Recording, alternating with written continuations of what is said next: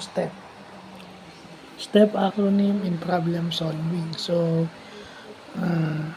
kung ikaw daw may project, kailangan mo nung gamitin tong STEP. Yung S is state the problem, T is think of solutions, E is explore consequence, and P, pick the best solution.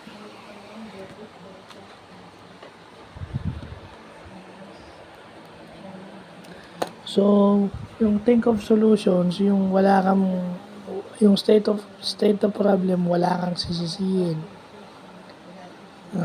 Yun yung number one thing dito, without blaming anybody else.